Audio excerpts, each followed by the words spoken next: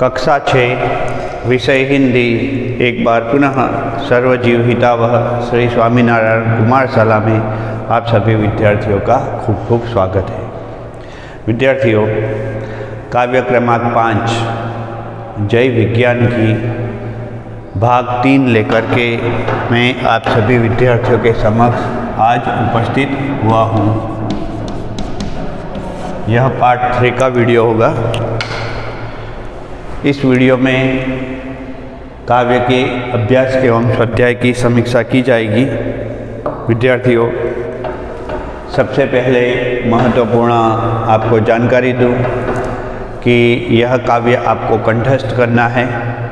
मैंने आपको कहा था कि काव्य कंठस्थ कर लीजिएगा, आपने अवश्य कर लिया होगा। अब हम इस काव्य के अभ्यास एवं स्वाध्याय के प्रश्नों की चर्चा करेंगे। सबसे पहले काव्य के पर्यायवाची शब्द अर्थात समानार्थी शब्द देख लेते हैं। सभी विद्यार्थी अभ्यास एवं स्वाध्याय के प्रश्न हिंदी की नोटबुक में अवश्य लिखेंगे। आइए पर्यायवाची शब्द देखते हैं। पर्यायवाची शब्द में पहला है जवान, तो सैनिक। जैसे कि काव्य में कहा गया है, जय जवान की, जय किसान की, जय हो जय विज्ञान की। तो यहाँ सैनिक के रूप में जवान शब्द का प्रयोग किया गया है। जवान हम युवानों को भी कह सकते हैं, तो युवानों की भी जय जयकार की है। साथ में जवान सैनिकों को भी कहा जाता है। कहावत है, जय जवान की, जय किसान की। उसी के अनुसार यह काव्य जो है जय विज्ञान की, उसकी प्रथम पंक्तियाँ भी इसी प्रकार की है, जय जवान की, जय किसान की, जय हो जय विज्ञान की। तो जवान अर्थात सैनिक। दूसरा शब्द यहाँ पे महत्वपूर्ण है सिलसिला। जिस प्रकार काव्य में यह पर्यायवाची शब्द देखा जाता है, सुविधाओं का शुरू सिलसिला। सिलसिला यानी क्रम। तो यह महत्वपूर्ण शब्द का अर्थ होगा सिलसिला अर्थात क्रम। अब एक और शब्द नया आता है, नूतन। नए नए उपकरण बनाए, नूतन अनुसंधान की। नूतन अर्थात नया। कोई भी चीज़ नई होती है तो उसे हम कहते हैं कि यह नूतन चीज़ है, नई चीज़ है अथवा नया आविष्कार है। यहाँ आविष्कार का प्रयोग किया गया है। मैंने आपको बताया था, आविष्कार अर्थात खोज अथवा खोज से भी विशेष। कोई भी वस्तु की खोज हो जाती है, उसके बाद उस खोजी हुई चीज़ को नए प्रारूप में दिया जाता है, तो उसे हम कह सकते हैं कि यह है नई चीज़। जैसे कि विज्ञान में मोबाइल की खोज हुई और उसके बाद कीपैड मोबाइल से आगे बढ़ते हुए वह चीज़ आज स्मार्टफोन के रूप में आप देख सकते हैं और उसमें भी नई तकनीक आ गई है। आप कह सकते हैं कि पहले 2G था, फिर 3G, फिर 4G और अब 5G भारत में लॉन्च होने वाला है। तो ये नई नई जो चीज़ें होती है उसे कहते हैं आविष्कार। आगे का एक महत्वपूर्ण शब्द देखते हैं, अनुसंधान अर्थात खोज। अनुसंधान और आविष्कार दोनों पर्यायवाची शब्द हो सकते हैं। कोई भी वस्तु में नया आविष्कार करना, नया अनुसंधान करना।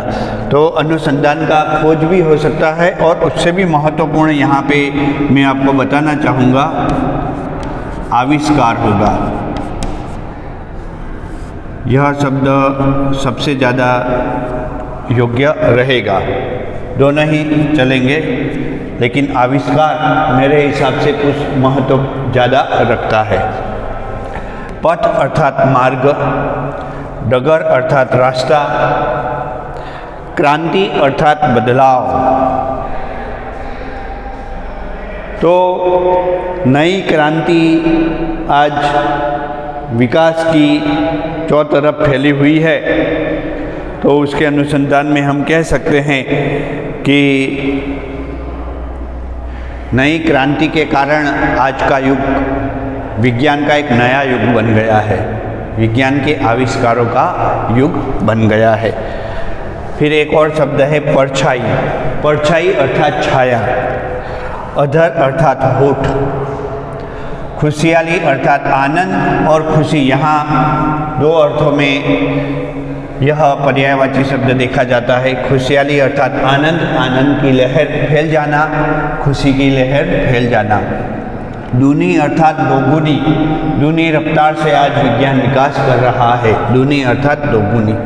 शान अर्थात शोभा, यश अर्थात कीर्ति और नाम। हम कहते हैं समाज में इसका बहुत नाम है, समाज में इसकी बहुत कीर्ति फैली हुई है। वसुधा के दो अर्थ है यहाँ, पृथ्वी और धरती। निज अर्थात अपना, प्रयास अर्थात कोशिश और मानवता अर्थात मनुष्यता। मानवता कई लोगों में पाई जाती है, मानवता हमारा मुख्य उद्देश्य होना चाहिए। तो इस प्रकार विद्यार्थियों काव्य के महत्वपूर्ण पर्यायवाची शब्द लेकर मैं उपस्थित हुआ। उसके बाद कुछ प्रश्नोत्तर भी देख लेते हैं।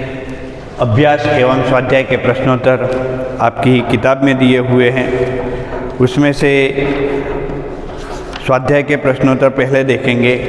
पहला प्रश्न है, कंप्यूटर और इंटरनेट से हमें क्या लाभ हुए हैं। यहाँ एक महत्वपूर्ण प्रश्न है कि कंप्यूटर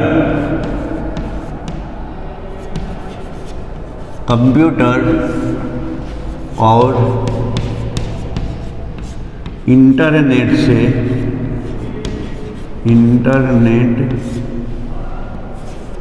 से हमें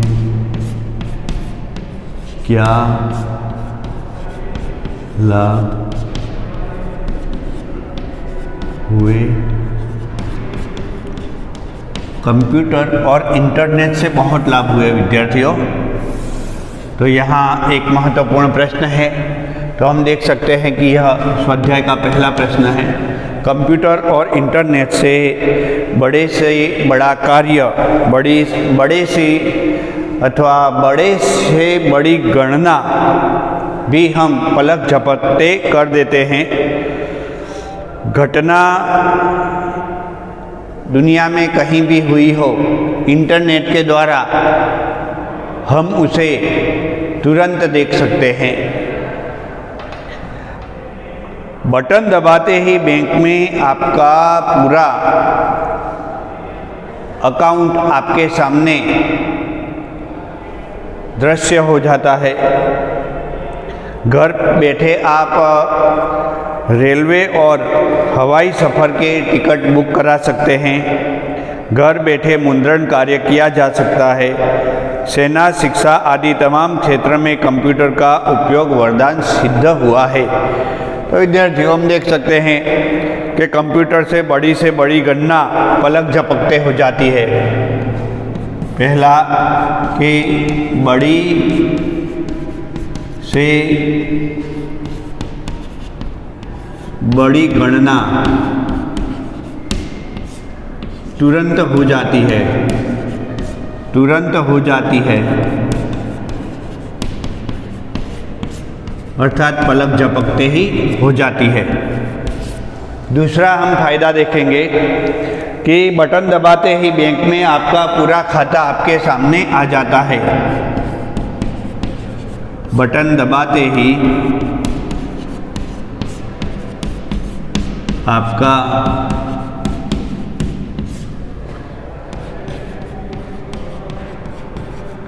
बैंक खाता तुरंत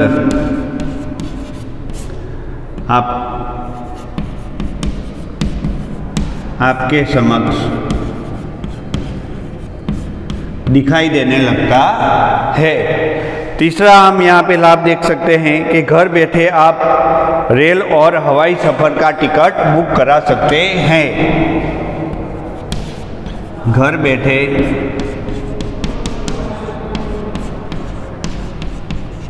रेल और हवाई सफ़र